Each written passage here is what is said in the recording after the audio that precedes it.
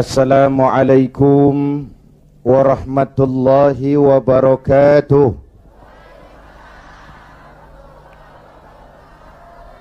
Alhamdulillah wassalatu wassalamu ala Rasulillah Sayyidina Muhammad ibn Abdullah wa ala alihi wa sahbihi wa mawalah, amma ba'du. Para ulama yang saya muliakan, para pejabat baik sipil, TNI dan Polri, hadirin hadirat ma'asyiral muslimin yang berbahagia. Alhamdulillah malam ini kita dapat bertemu dan berkumpul di tempat ini mengikuti tabligh akbar yang diselenggarakan oleh DPC bekerjasama dengan GMK dalam rangka Maulid mensyukuri nikmat kemerdekaan. Hadirin yang saya hormati, apa hubungan Islam dengan kemerdekaan?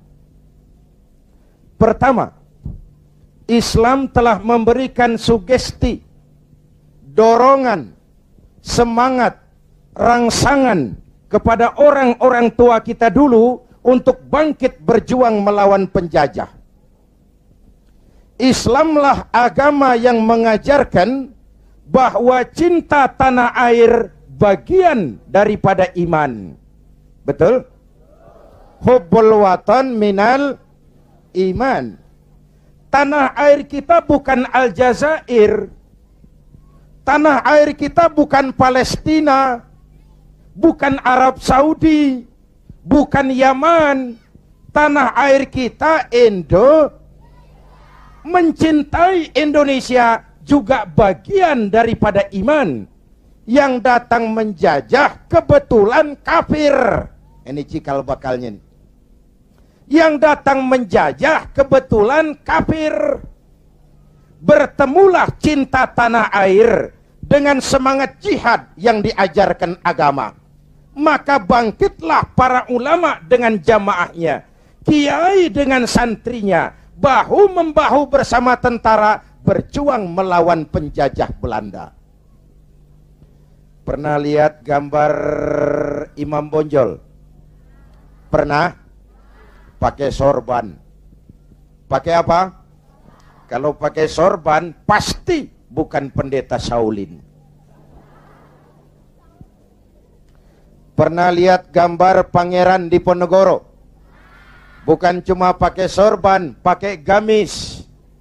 Ketika Belanda dengan licik berhasil menangkap Pangeran Diponegoro, pengikut-pengikutnya termasuk Kiai Mojo, Kiai Maja, mundur ke pedalaman, membentuk kantong-kantong perjuangan. Berupa apa? Pesantren.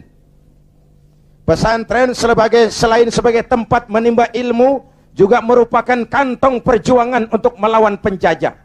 Yang berjuang memerdekakan Indonesia selain tentara, ulama dengan jamaahnya, kiai dengan santrinya, pejuang-pejuang nasionalis beragama Islam, tidak percaya sensus kubur pahlawan. Ibu bapak, saudara-saudara hadirin, malahan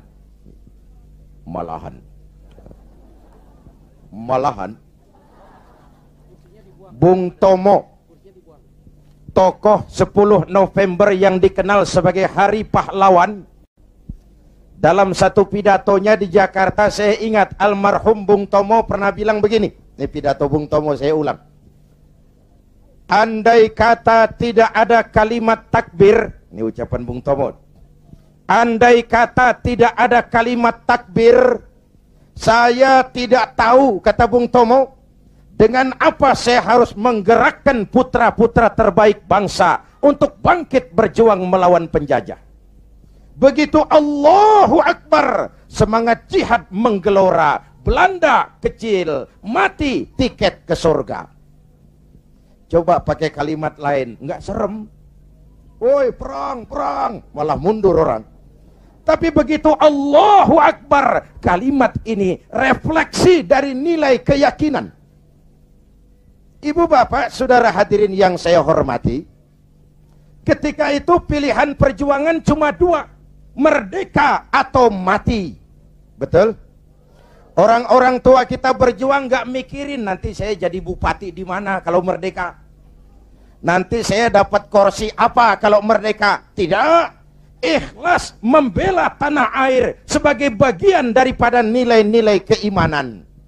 Dulu iman untuk merebut kemerdekaan. Sekarang iman untuk mengisi kemerdekaan. Ya Bu? Ya Bu? Apa?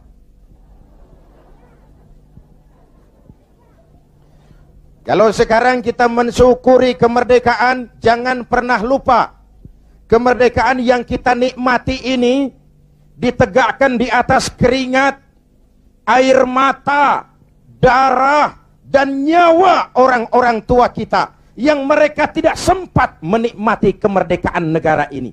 Jangan kotori darah mereka dengan togel, kata Ustadz tadi. Jangan kotori darah mereka dengan perbuatan tercela di atas republik tercinta ini. Jangankan adik-adik saya yang lebih muda, saya saja kalau ditanya, Saudara Zainuddin, apa jasamu dalam menegakkan kemerdekaan? Saya jawab, tidak ada.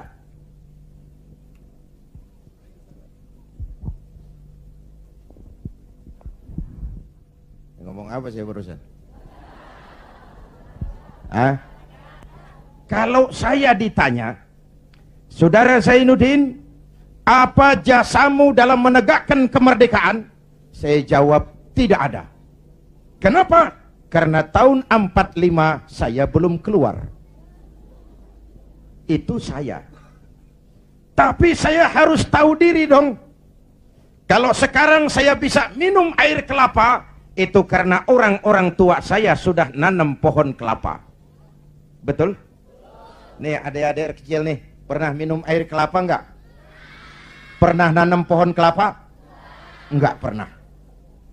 Kalau sekarang kita menikmati indahnya merdeka, jangan pernah lupa. Kemerdekaan ini bukan hadiah Belanda, bukan kado Jepang, tidak turun dari langit laksana turunnya embun di waktu malam. Kemerdekaan tidak muncul hanya dengan simsalabim abragadabra. Kemerdekaan ini keringat, air mata, darah, dan nyawa orang-orang tua kita. Ya Bu, ya Pak, syukuri dengan tahlilan kepada arwah para pahlawan. Agustusan ngibing sampai subuh. Tuh arwah para pahlawan gile, roh gua dijogetin.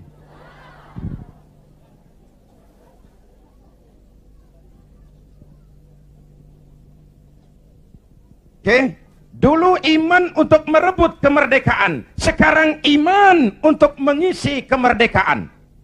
Selama ini pembentukan SDM kita cuma berorientasi pada pengisian otak, penataran tiap hari, pendidikan keterampilan di sana sini, tapi hati sering kosong, agama dangkal, keyakinan rapuh, akhirnya moral rendah.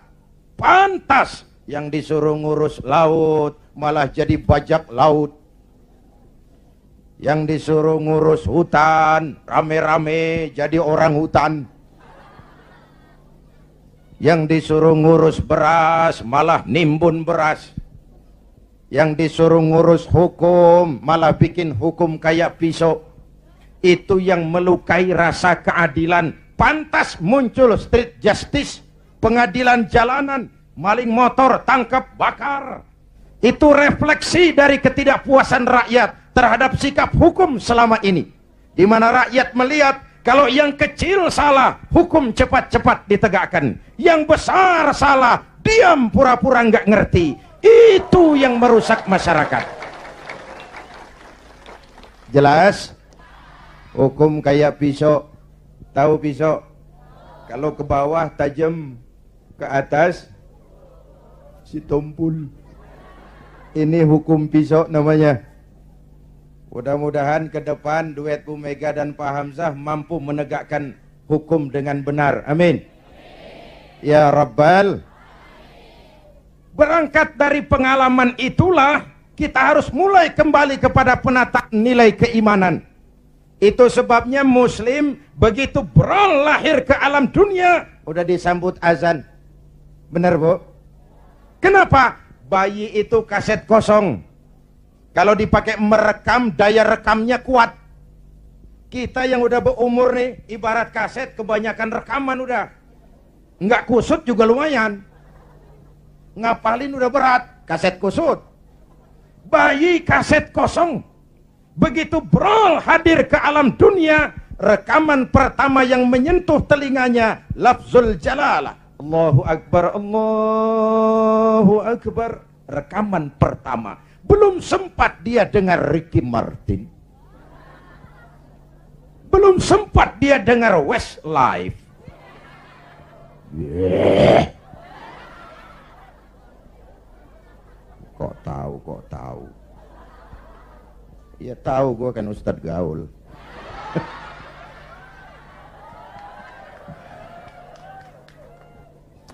Suara pertama yang masuk telinganya Allahu Akbar, suara iman. Ya Bu, itu artinya apa? Pesan pertama orang tua. Nak, kamu nanti boleh jadi tentara, tapi tentara beriman.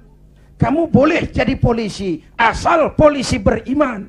Jadi pejabat, pejabat beriman. Jadi pedagang, pedagang beriman. Jadi petani, petani beriman. Jadi nelayan, nelayan beriman. Jadi teknokrat, teknokrat beriman. Jadi seniman, seniman beriman. Jadi artis, artis beriman. Jadi maling. Nggak ada, mana ada maling beriman. Kalau iman landasannya insya Allah aman. Betul? Dengan mensyukuri nikmat kemerdekaan, ayo kita mengadakan recovery terhadap sikap mental selama ini. Berangkat lagi dari nilai keimanan. Jaga baik-baik, wariskan kepada anak-anak kita. Peristiwa kemarin, bulan kemarin, perubahan terjadi begitu cepat. Mulai dari digelarnya sidang istimewa, dicabutnya mandat Gus Dur, dikukuhkannya Bu Mega sebagai presiden, dipilihnya Pak Hamzah Has sebagai wakil presiden. Kalau kita berangkat dari nilai keimanan, maha benar Allah, wa tilkal ayyamu nudawiluha bainan nas. Hari itu kami putar di antara manusia. Ada saat datang, ada waktu pergi. Ada hari lahir, ada saat kembali. Ada waktu dilantik, ada saat menyerahkan jabatan. Hidup cuma nungguin giliran. Maka kalau lagi di atas berkuasa, jangan busung dada dan lupa daratan. Kalau lagi nyungsep di bawah, jangan putus asa dan protes Tuhan. Hei. Hei.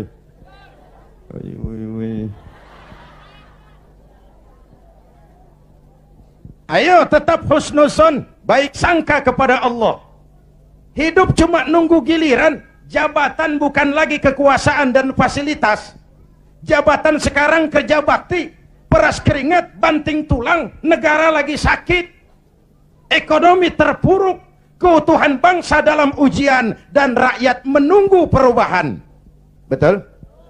Betul?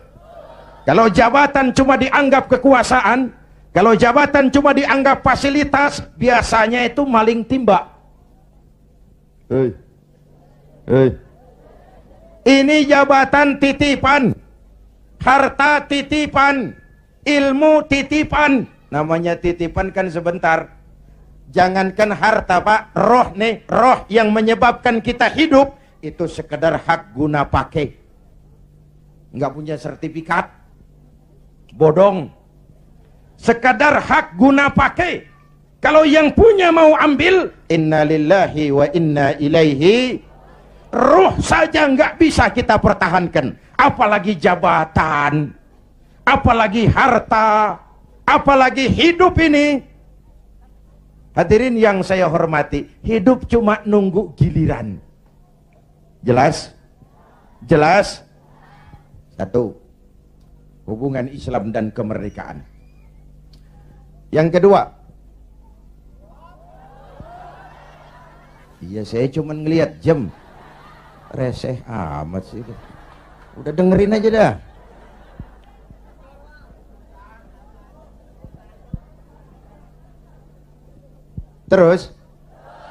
Terus menghina itu. Ini ustadz bukan tukang parkir. Terus.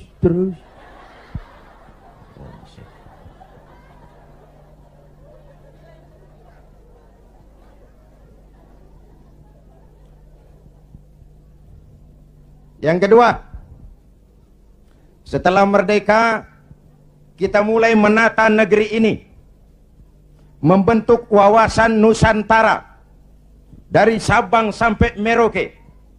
Indonesia kita yang begini majemuk, begini beragam, disatukan oleh cita-cita membangun Indonesia ke depan. Agama yang memberikan dorongan ke arah lahirnya persatuan dan kesatuan adalah Islam. Ia membebaskan manusia dari ras diskriminasi. Dari mana ke orang datang, apa ke warna kulitnya, dari suku apa ke ia dilahirkan, kalau akidahnya sama, itu kan saudara kita. Benar? Benar? Semalam saya cerita nih, saya mau cerita, mau dengar nggak? Saya punya teman, Pak. Teman saya ini doktor dari Harvard University, Amerika. Kenalan sama saya pada waktu saya berada di San Francisco.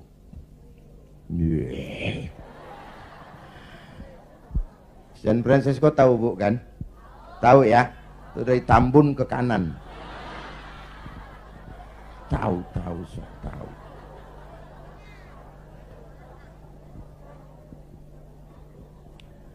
Satu hari teman saya si dokter ini bilang, orang Amerika, bule, Mr. Zainuddin, ya, saya kagum dengan negeri Anda Indonesia.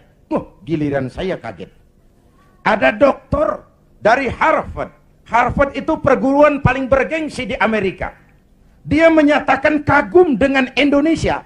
Saya kaget. Loh, emangnya kamu sudah belajar tentang Indonesia ya? Sudah. Kenapa? You kagum dengan Indonesia, kenapa saya bilang? Indonesia negara Anda, Mr. Zainuddin, negara Anda besar. Dalam rangka mensyukuri kemerdekaan, kita bangga dulu jadi anak bangsa. Negara kita besar enggak?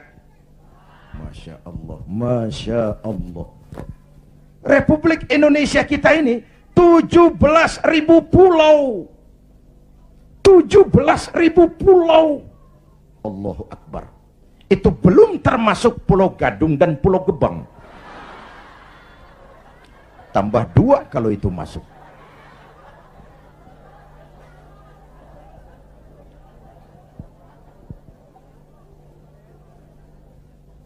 Buminya mengandung minyak, gas, batu bara, barang tambang lain. Lautnya kaya, hutannya kaya. 17.000 pulau terhampar sepanjang garis khatulistiwa, hijau, ranau, subur, makmur, kemah, ripah, loh, jenawi, toto, tentrem, kertora, harjo.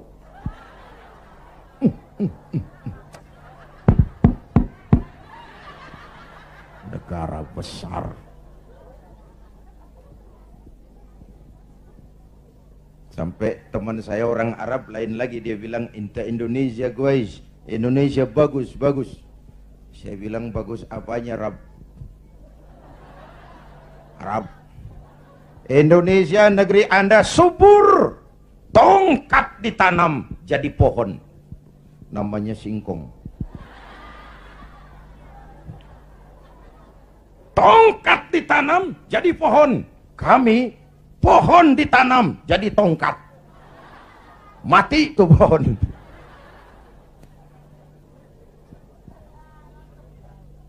Negara besar. Terus apalagi yang kamu heran? Penduduk negeri Anda banyak. Kita rakyat Indonesia sekarang 210 juta. Itu SDM kita. Itu aset kita. 210 juta. Allahu Akbar.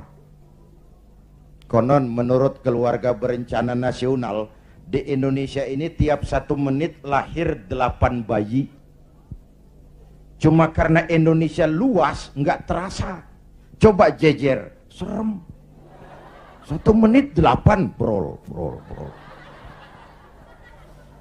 Ini kan menyangkut sekolah yang harus kita siapkan, lapangan kerja yang harus kita sediakan, kesehatan yang harus kita pikirkan, pertumbuhan penduduk kan artinya itu.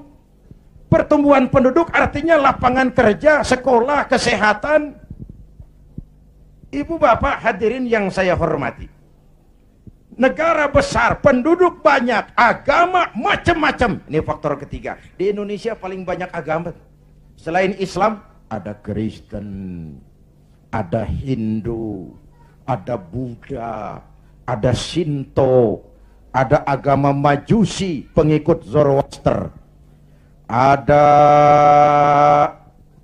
agama Kaharingan di Kalimantan. Jawa Tengah masih banyak aliran kebatinan, kejawen, golongan eling. Yang penting percaya kepada Tuhan yang Maha Esa, berbudi luhur, berjiwa bersih, banyak-banyak bersamadi, menyadari tentang hakikat sangkan paraning dumadi, untuk mencapai manunggaling kaula Gusti. Negara besar, penduduk banyak, agama macam-macam, kok Anda bisa satu? Nah ini yang dia heran. Anda pakai lem apa? Saya bilang lemnya 2. Pertama, 87% penduduk Republik ini Muslim. Watak Islam itu rahmatan lil. Kalau besar, dia mampu melindungi yang kecil. Kalau kecil, dia mampu menjaga diri. Ini bukan umat teroris. Ini umat cinta damai. Ini bukan umat biang kerok, ini umat penegak kebenaran. Kita tidak pernah cari-cari musuh, tapi kita pantang lari kalau ketemu musuh. Jelas? Jelas? Hadirin yang saya hormati, lem kedua saya bilang namanya Pancasila. Ini diterima oleh semua agama. Dengan mensyukuri nikmat kemerdekaan, ayo jaga persatuan dan kesatuan. Pagelaran bulan kemarin dalam pengembangan demokrasi kita harus jadi pelajaran betapa kita harus menghormati perbedaan. Jangan beda dianggap musuh. Kalau beda dianggap musuh, kapan kita mau dewasa? Kalau beda dianggap musuh, kapan kita mau berdemokrasi? Ayo rakyat kita dewasa, jangan terjebak fanatisme sempit. Saudara senang Zainuddin, boleh. Fanatik sama Zainuddin, jangan. Kalau buat Pak Zainuddin benar atau salah, saya bela dengan darah saya. Goblok. Yang benar belain, yang salah dandanin. Kalau salah dibenerin juga, kita menjerumuskan orang namanya. Ya Bu? Ya Bu? Ayo rakyat kita objektif. Biar keluar dari dubur ayam. Kalau memang telur, ambil. Biar keluar dari dubur kiai, kalau kuning kabur. Jangan lihat kiainya, lihat yang merojol apaan. Akur? Akur? Ayo kita ambil pelajaran. Sekarang kalau para elit di atas masih suka pada bertengkar, kita rakyat nggak usah ikut-ikutan. Jadi penonton yang baik sajalah. Waktunya keplok-keplok. Namanya juga elit bang. Siang dia bertengkar, malam makan bareng di hotel. Kita di kampung udah pada ngasak golok. Urusan apa? Benar? Benar? Sebaliknya elit di atas juga kudu sadar dong. Seperti saya bilang, di mana-mana juga kalau kebo berantem sama kebo, yang rusak rumput. Kebo berantem sama kebo, yang rusak rumput. Pemimpin bertengkar sama pemimpin, yang bingung pengikut. Di mana-mana sejak dulu kalau kebo berantem sama kebo, yang rusak rumput. Maka kita menghimbau kepada para kebo. Ya ini ngikutin bahasa doang. Kita menghimbau kepada para kebo, berhenti dah berantem supaya rumput tumbuh subur. Amin. Kita nih rakyat kecil udah capek. 3 tahun terpuruk, di atas namain, dijadiin address. Padahal kita kan rakyat kecil, tuntutan nggak banyak-banyak amat. Si Ahmad aja yang banyak. Perangsanan saya, Pak, kita nih rakyat kecil, asal keadaan aman, bisa kerja, makan cukup, anak bisa sekolah, rapi urusan. Bener? Yang mau jadi presiden si Ahmad, si Baduk, bodoh amat kita mah. Ya Bu, yang penting Pak, keadaan aman, bisa kerja, makan cukup, anak bisa sekolah, rapi udah. Ada rezeki dikit, kawin lagi. Umpamanya ini, umpamanya.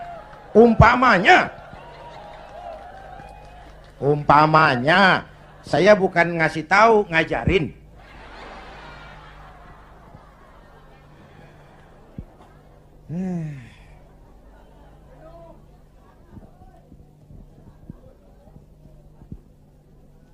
Ibu bapak, saudara-saudara hadirin, jadi mensyukuri nikmat kemerdekaan, jadilah lem perekat menjaga keutuhan bangsa. Kenapa?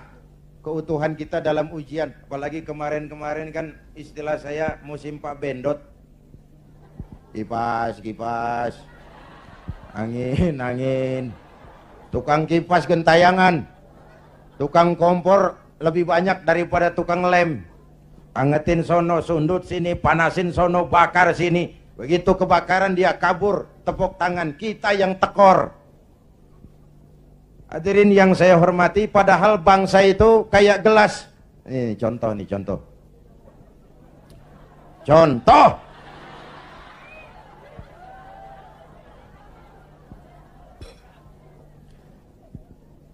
Bukan mau minum, contoh.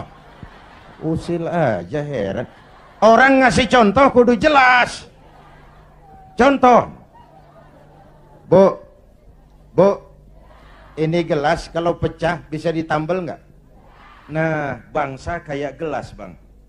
Begitu pecah, nggak bakal bisa ditambal. Timur udah pisah dari Indonesia. Mimpi narik lagi Timur ke Indonesia. Mimpi. Kenapa? Gelas udah pecah, nggak bakal bisa ditambal.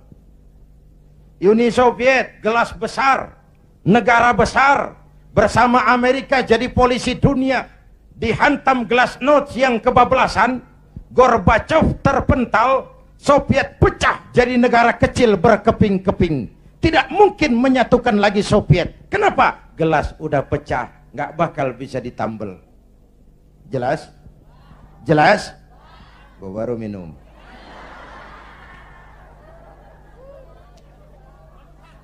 Ya bagaimana aja orang nyari akal lah. Usil banget, gue heran. Iya, kalau datang minum kan gue malu amat.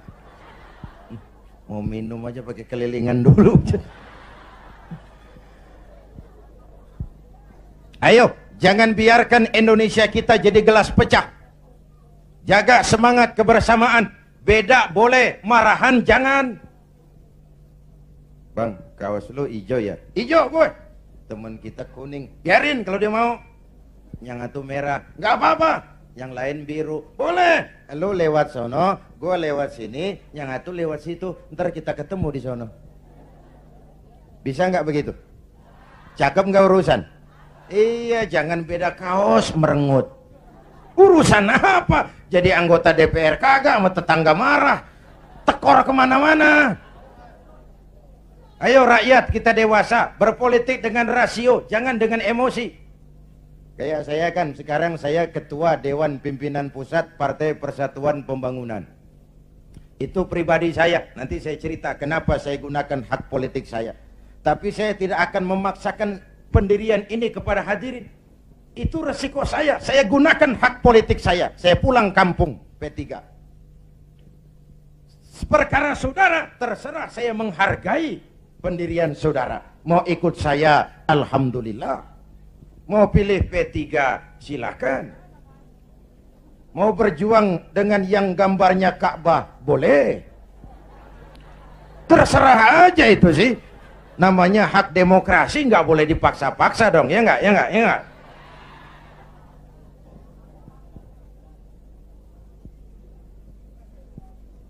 Jangan perbedaan dianggap permusuhan. Kerdil kita kalau beda dikit dianggap musuh. Udah capek kita bangsa ini terkontaminasi oleh dendam sejarah. Di zaman Bung Karno, yang tidak sesuai dengan Bung Karno dicap kontra revolusi. Lalu Bung Karno jatuh, muncul Orde Baru. Bung Karno dianggap Orde Lama. Di zaman Orde Baru, yang tidak sesuai dengan Pak Harto dianggap Orde Lama. Lalu Pak Harto jatuh, muncul lagi reformasi. Di zaman reformasi yang tidak sesuai dengan keinginan kita, segera diacap Orde Baru. Kapan mau selesai? Kalau naik ini, bantai itu, naik itu, sikat ini, terkontaminasi oleh politik balas dendam. Tidak akan selesai urusan bangsa. Jelas? Jelas? Ayo kita rukun yuk. Kita kompak yuk. Kita bersatu yuk. Kita pulang yuk.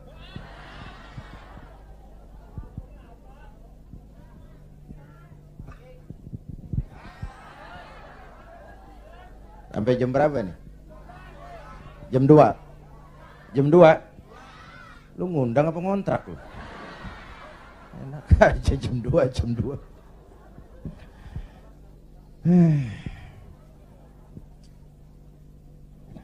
Malam ini saya hadir di sini. Saya nggak merasa sebagai tamu. Saya hanya keluarga datang dan bicara di tengah keluarganya. Bahwa saya lahir di Kebayoran, itu sih kebetulan. Saya nggak mesen. Terima jadi mau bilang apa? Belum lama di Sumatera Utara, di Medan, satu tabligh akbar saya bicara di tengah keluarga besar suku Mandailing, Batak. Saya diulos, dikasih pakaian kebesaran, diangkat jadi warga Mandailing. Saya dikasih gelar Lubis. Zainuddin MZ Lubis.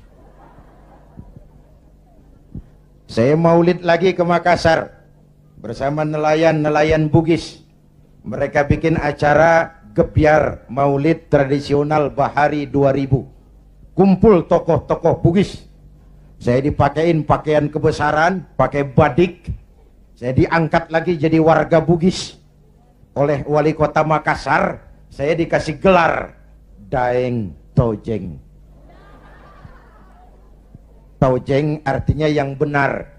Daeng semacam Raden. Kalau dikumpulin nama saya udah lumayan panjang. Haji Daeng Tojeng Zainuddin MZ Lubis. Saya cuma mau bilang inilah Indonesia kita. Begini majemuk, begini beragam. Walaupun bineka, kita tetap tunggal. Nah, bagi kita umat Islam sudah dididik di masjid. Masya Allah, di daerah kita masjid saya bangga. Selalu penuh dengan sholat berjamaah. Terutama subuh.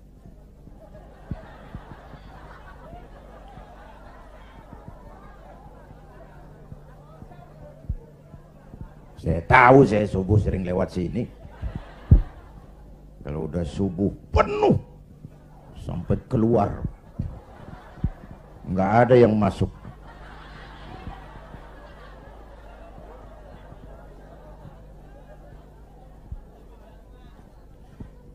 Ayo ke masjid.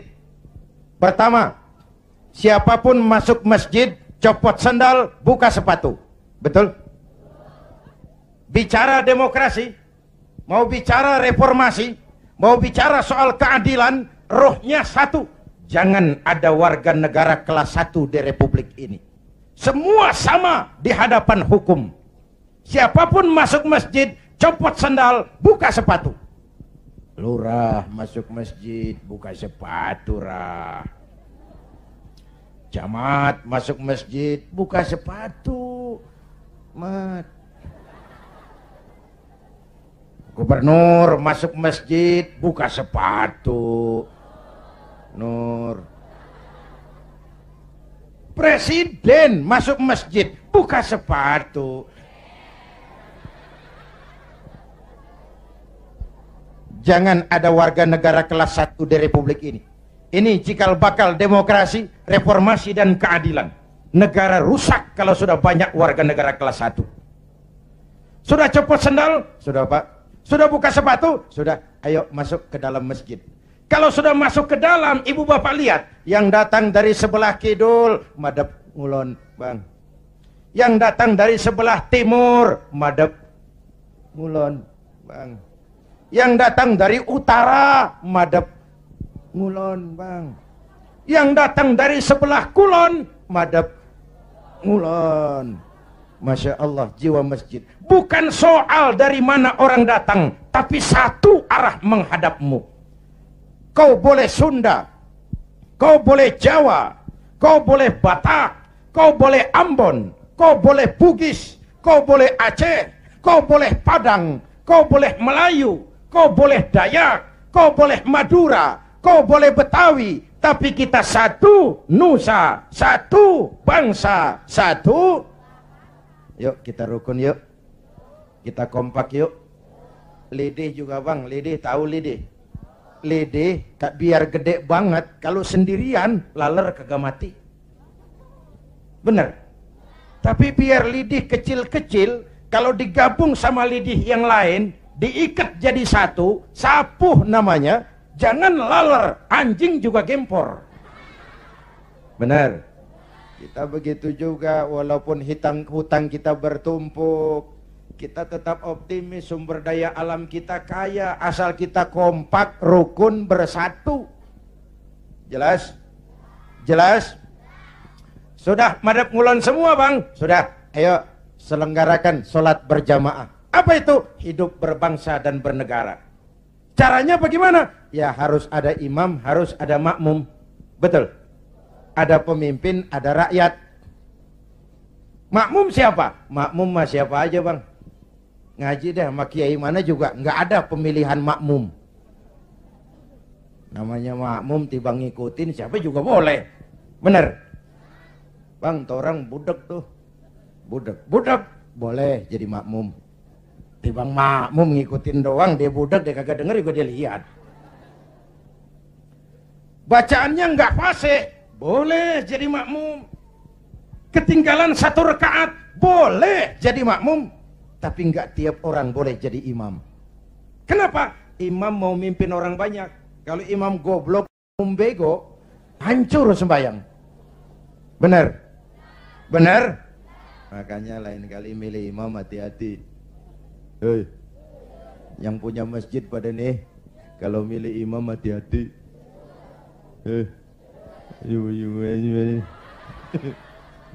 Saya pesan yang pada punya masjid, kalau milih imam hati-hati. Dulu pernah kejadian. Ini karikatur. Mau dengar nggak saya cerita? Dulu tahun 1. Di kampung saya ada 3 orang goblok. Goblok tahu goblok, Bu? Bego. Bego tahu bego? Minum es ditiup. Dia kira ngebul panas kali. Ini 3 orang goblok sholat di musola. Musolanya udah tua, atasnya pagar, banyak tikus. Satu jadi imam, 2 jadi makmum. Waktu tahiyat, at-tahiyatul mubarakatus salawatut tayyibatu lillah. Baru sampai atta, tikus jatuh. Pas di depan imam.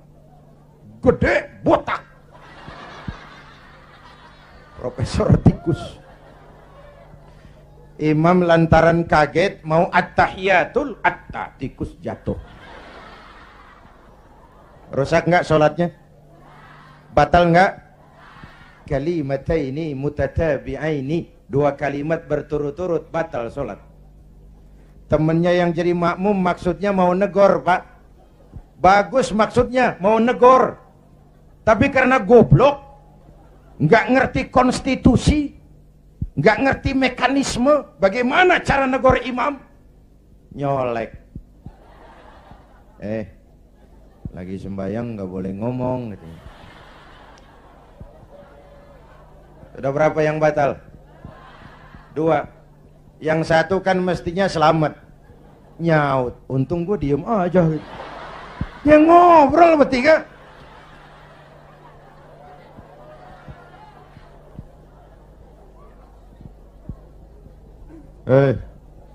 Nyari imam hati-hati.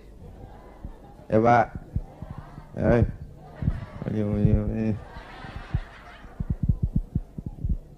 Itu sebabnya kalau sudah ada imam yang diajarin imam dulu. Pesan Nabi apa? Idza amma ahadukumun nas falyukhaffif. Kalau kamu jadi imam, ringankan solatmu, jangan terlalu panjang. Kenapa? Makmum nggak sama kekuatannya. Ada makmum yang tua renta, diri aja udah gemeter. Ada makmum yang punya darah tinggi, kalau sujud kelamaan palanya sakit. Ada makmum yang udah janji, habis sembahyang mau terima duit.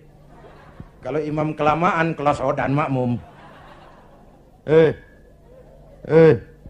Imam harus tahu keadaan makmum.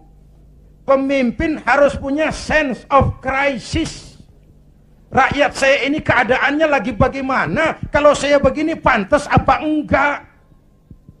Jangan udah diangkat jadi imam lupa daratan. Sembahyang Isya berjamaah. Rakaat pertama selesai Fatihah, Yasin. Makmum ikut si ikut, nggak punya pilihan lain. Tapi hatinya kan ngedumel. Kata makmum, paling sekali ini gua sembahyang di sini. Gua kapok punya imam begini nih. Besok tobatin gua balik lagi. Hadirin yang saya hormati, begitulah kita mewujudkan semangat kebersamaan untuk Indonesia esok yang lebih baik dari hari ini. Amin. Ya Rabbal, mensyukuri nikmat kemerdekaan dengan semangat menjaga nilai-nilai kebersamaan, persatuan, kesatuan, kerukunan, dan kekompakan. Lalu yang ketiga, hubungan Islam dan kemerdekaan. Setelah merdeka, membentuk wawasan Nusantara, kita mulai membangun. Bung Karno menyebutnya pembangunan semesta berencana. Pak Harto menyebutnya pembangunan manusia seutuhnya. Apapun namanya, tapi ini refleksi dari keyakinan. Walaupun Indonesia bukan negara agama, tapi pasti Indonesia negaranya orang beragama. Maka orientasi pembangunan tidak cuma dunia, tapi juga akhirat. Betul? Ini semua nih calon-calon jenazah.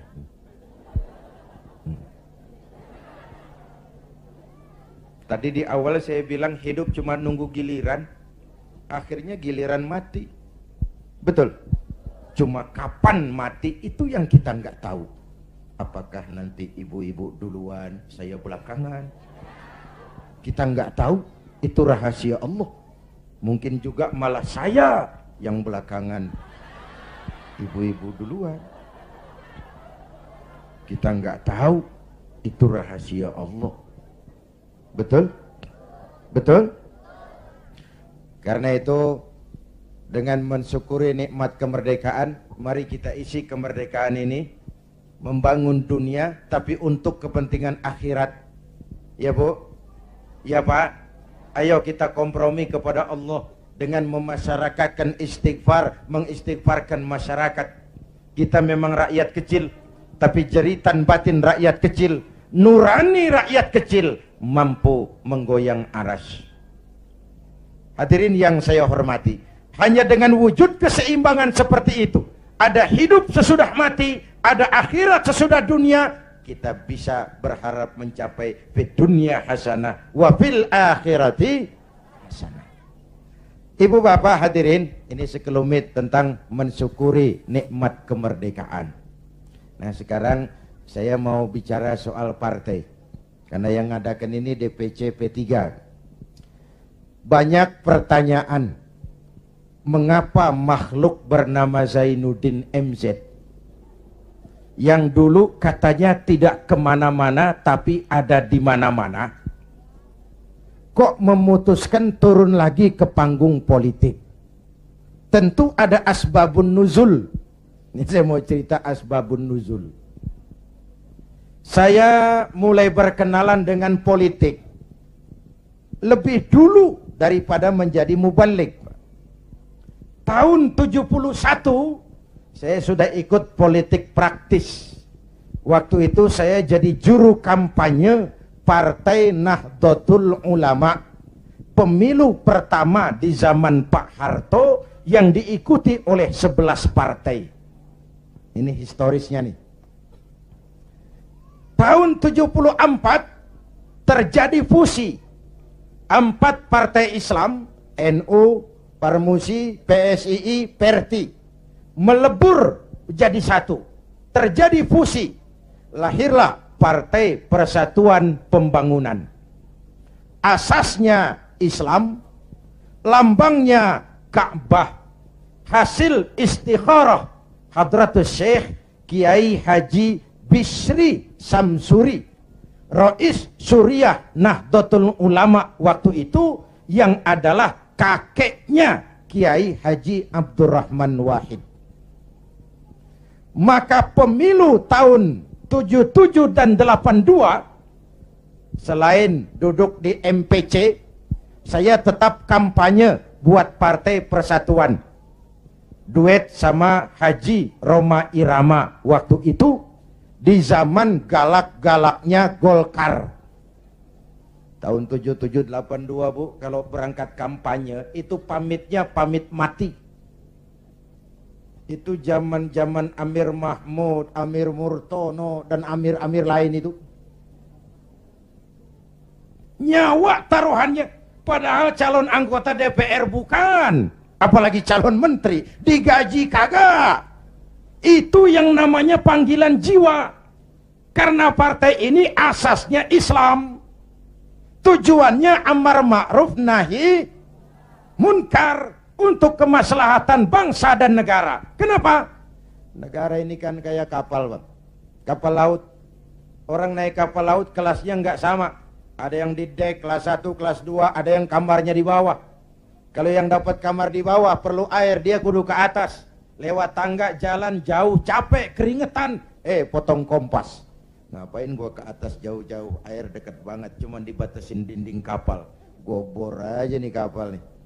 Ntar air masuk kamar-kamar gue udah bayar pakai duit gue, yang ngebor juga gue, orang lain jangan ikut campur. Kalau didiemin kapal dibor, bocor nggak? Mula-mula sedikit, makin lama makin banyak, makin sulit dikendalikan. Akhirnya kapal miring, tenggelam. Kalau kapal tenggelam, yang mati yang ngebor doang. Seluruh penumpang kapal ikut tenggelam karena satu ngebor. Negara kayak kapal, korupsi, KKN, maksiat, munkarot, kebatilan, kezoliman, ketidakadilan, itu ngebor kapal, bocorin kapal. Di masyarakat juga begitu, kadang-kadang temen ditegur ngotot, biarin aja, yang mabok gue, yang beli minuman gue mabok di rumah gue, kenapa lu pusing? Yang judi gue, pakai duit gue, kenapa lu pusing? Yang zina gue, kenapa lo ribut? Iya, yang judi lo, yang mabok lo, yang zina lo. Tapi judi, mabok, zina, maksiat, Mas. Kalau ini negeri kebanyakan maksiatnya, Allah marah, turun gempa bumi. Yang mampus bukan elu doang, monyong.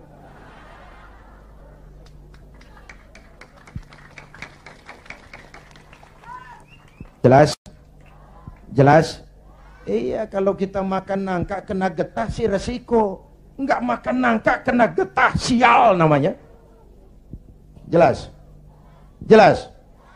Nah, singkat cerita, lalu tahun 83, 84 diundangkan asas tunggal Pancasila. Golkar makin tirani, makin otoriter. Tidak boleh lagi ada ormas dan parpol yang asasnya Islam. Kalau tidak mau terima asas tunggal, bubar. Maka dengan berat hati waktu itu, P3 menerima asas tunggal Pancasila daripada dibubarin. Lambangnya berubah jadi bintang. Betul? Masih ingat? Saya protes waktu itu kepada guru saya, Hadratul Mukarram Kiai Haji Dr. Idham Khalid. Ini nanti soal silsilah, Pak. Beliau salah seorang pendiri P3, termasuk presiden pertama Partai Persatuan. Pak, kenapa diterima asas tunggal Pancasila? Kita harus melepas asas Islam, kan rugi. Beliau senyum, apa kata beliau? Zainuddin, ibarat warung, Kita sekarang nggak boleh dagang nasi uduk. Biarin aja dagang pisang goreng dulu. Sebab kalau kita dagang nasi uduk juga warung digusur. Biarlah dagang pisang goreng dulu, yang penting masih punya warung. Nanti kalau keadaan aman kita dagang lagi nasi uduk. Ya, Masya Allah, orang tua bijaksana. Tapi saya sudah kadang frustasi. Apa artinya lagi berpolitik kalau asasnya tidak Islam? Maka sejak tahun 84 saya mengundurkan diri dari panggung politik. Saya konsentrasi penuh kepada dunia dakwah. Ketika itulah lahir prinsip, saya tidak kemana-mana, tapi saya ada di mana-mana. Itulah politik dakwah. Itu politik dakwah. Kenapa? Waktu itu Golkar kejam, Pak. Tidak boleh ada bunga indah tumbuh di luar istana. Tidak boleh ada bunga indah tumbuh di luar istana. Maka saya harus ngatur strategi supaya saya bisa dakwah ke sana dan kemari. Saya lahirkanlah prinsip tidak kemana-mana, tapi ada di mana-mana. 97, ini cerita singkat. Mulai terjadi krisis moneter. Rupiah kita anjlok, dolar naik ke langit. Ya Bu? Ya Bu? Dari 2.500 dolar sampai 17.200, bagaimana nggak kolab? Akibat krisis moneter muncul yang lebih makro, krisis ekonomi. Sampai sekarang kita masih ngerasain, ya Bu. Perusahaan besar ambruk, konglomerat terpuruk, hutang numpuk, pejabat ngantuk, PHK di mana-mana, lapangan kerja sulit, pengangguran meningkat, kemiskinan naik, kriminal menjadi-jadi, harga-harga kebutuhan tiap hari berlomba dan membumbung. Ini ibu-ibu di dapur kan ngerasain bener. Ya Bu, tadi udah ditanya tuh sama Ustadz kita, beras naik enggak? Naik. Minyak, kecap, bapaknya anak-anak. Pikir dulu baru nyaut, naik.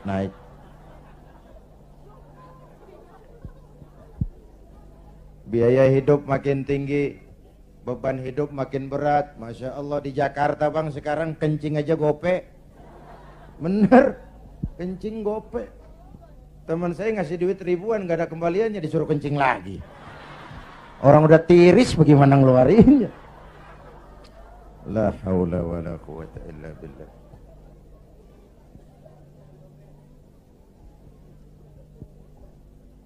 Akibat krisis ekonomi muncul yang lebih mengerikan, krisis kepercayaan. 97.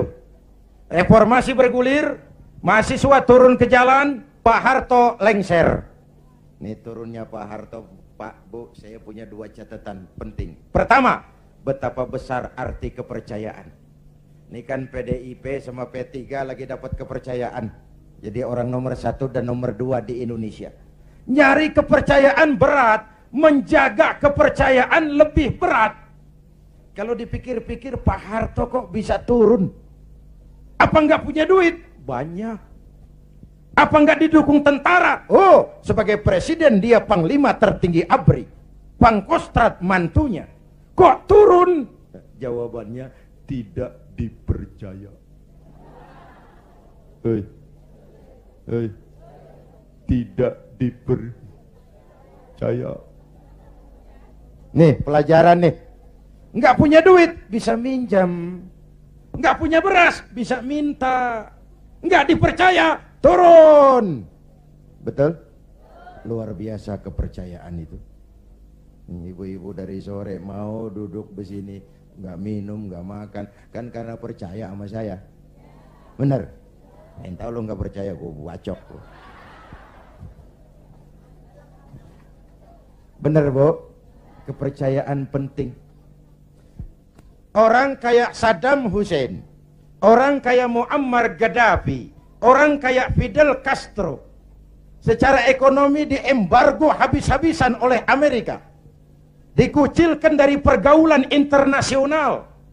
Tapi Saddam tetap mimpin Irak, Gaddafi tetap mimpin Libya, Castro tetap mimpin Kuba. Kok bisa? rakyat percaya sama pemimpinnya. Hei, hei, rakyat percaya. Rakyat percaya. Ya Bu, ya Pak. Kalau nggak dipercaya udah berapa dah? Ini. Itu catatan pertama. Catatan kedua, dengan segala kelebihan dan kekurangannya, Pak Harto masih menjaga keutuhan bangsa. Ya udah, kalau nggak dipercaya saya turun. Nggak usah sidang istimewa, ongkosnya mahal. Pak Harto juga nggak nakut-nakutin rakyat. Ntar kalau saya turun Jawa Tengah merdeka. Enggak. Pak Harto juga nggak ngumpulin pendukung. Kalau mau masih banyak pendukungnya. Tapi keutuhan bangsa lebih penting daripada kepentingan pribadi. Itu sosok negarawan. Jelas? Turun Pak Harto, naik Pak Habibie. Habibie ini menurut saya the right man in the wrong time. Pemimpin yang baik tapi muncul pada waktu yang salah. Kenapa? Pak Habibie berhasil menekan dolar dari 17.000 ke 6.000. Itu prestasi ekonomi. Orangnya demokrat, kalau dihujat senyum. Dia masuk gedung DPR, dia senyum. Waktu laporan pertanggungan jawabnya ditolak oleh DPR dengan suara beda cuman puluhan, apa komentarnya? Sambil senyum dia bilang, it's over. Kalau laporan saya ditolak, selesailah saya sampai di sini. Dia tidak maju lagi sebagai calon presiden, padahal masih punya hak mencalonkan diri. Kenapa? Itu namanya tahu diri. Kalau orang udah kagak demen, udah. Muka badak.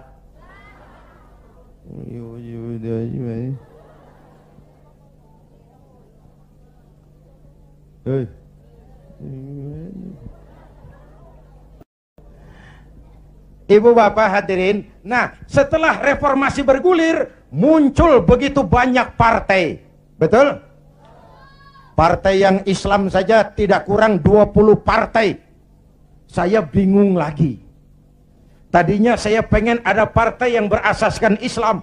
Begitu muncul, begitu banyak. 20 lebih partai Islam. Termasuk yang tidak punya anggota. Papan nama. Makanya saya tetap tiarap. Lalu tahun 99 diadakanlah pemilihan umum. Diikuti 49 partai. Innalillahi wa inna ilaihi raji'un. 49 partai, termasuk 20 lebih partai yang asasnya Islam. Saya bingung. Ini mana teman, mana lawan. Maka pemilu 99 saya tetap tiarap. Istri dan anak-anak saya turun kampanye. Ngeramehin, ya apalagi kalau bukan P3. Tapi saya tetap belum tergerak. Selesai pemilu, terbentuklah MPR dan DPR. Kemenangan rankingnya PDIP juara 1, Golkar juara 2, P3 juara 3, disusul PAN dan PKB. Menjelang sidang umum itulah saya kepada sekretaris minta dihubungkan untuk bicara dengan Pak Hamzah Has. Tolong, saya mau bicara sama Pak Hamzah. Bicara lewat telepon. Akhirnya kata Pak Hamzah, begini sajalah, kalau Kiai mau ketemu saya, jangan Kiai ke rumah saya, biar saja saya saja yang ke rumah Kiai. Maka Pak Hamzah Has pun datang ke rumah saya. Belum wapres waktu itu Pak. 3 kali pertemuan di rumah saya bilang, Pak Hamzah, saya ini merasa berdosa. Kenapa partai Islam kok cuma juara ketiga? Kenapa partai Islam tidak diminati oleh orang Islam sendiri? Analisisnya macam-macam. Mungkin ada yang tidak mengerti kalau agama dan politik tidak terpisah. Mungkin ada yang berpaham sekuler, Islam yes, partai Islam no. Mungkin juga karena kita tidak bisa menjual program-program kepada rakyat yang menyentuh kehidupan rakyat. Saya memutuskan saya mau pulang kampung Pak. Pak Hamzah, alhamdulillah saya bersyukur, inilah permohonan saya kepada Allah selama ini. Tapi saya bilang tolong jangan diumumkan Pak, ini mau sidang istimewa, sidang umum. Nanti dikira saya mau cari popularitas, dikira saya mau cari jabatan. Tidak, saya jadi apa itu tidak penting. Yang penting saya bisa ikut membesarkan partai yang berasaskan Islam. Itu saja niat saya. Hadirin yang saya hormati, kemudian saya diangkat jadi ketua Majelis Pertimbangan Lajnah Syura Ulama'il Ka'bah. Lalu ketika Rakernas, lahirlah rekomendasi, saya ditempatkan sebagai salah seorang ketua Dewan Pimpinan Pusat Partai Persatuan Pembangunan. Jadi saya bilang selama ini saya dakwah, ya ayyuhalladzina amanu dkhulu fis silmi kafah. Hai orang-orang beriman, masuklah ke dalam Islam secara utuh. Jangan masuk Islam separuh-separuh.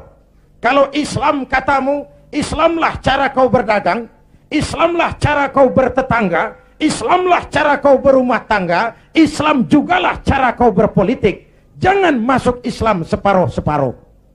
Ya Bu, ya Bu, Bu, jawab yang jujur. Kalau masuk separuh-separuh enak enggak? Tuh kan ngeres aja kan pikiran. Tetapi saya tetap pada orbit saya. Saya tidak akan meninggalkan tugas dakwah. Dan saya bersyukur, sekalipun saya terjun kembali ke dunia politik, dakwah saya tetap berlangsung. Undangan nggak kurang, malah makin sibuk ngatur. Saya bersyukur, ya Allah, kalau begitu mudah-mudahan umat bisa menerima saya pulang kampung. Dan kalau sekarang P3 pada kabinet ini mampu meraih wakil presiden, kenapa tidak pemilu tahun 2004 kita raih kursi presiden? Asal konstitusi, kan sah saja orang punya cita-cita toh. Nah sekarang partai gurem yang kagak dapat suara aja pada minta kursi menteri. Ini tukang kursi lagi laris nih.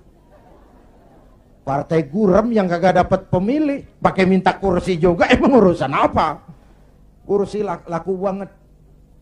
Dianggap kapling pembagian rezeki. Innalillahi. Ini kerja bakti, peras keringat, cuci piring.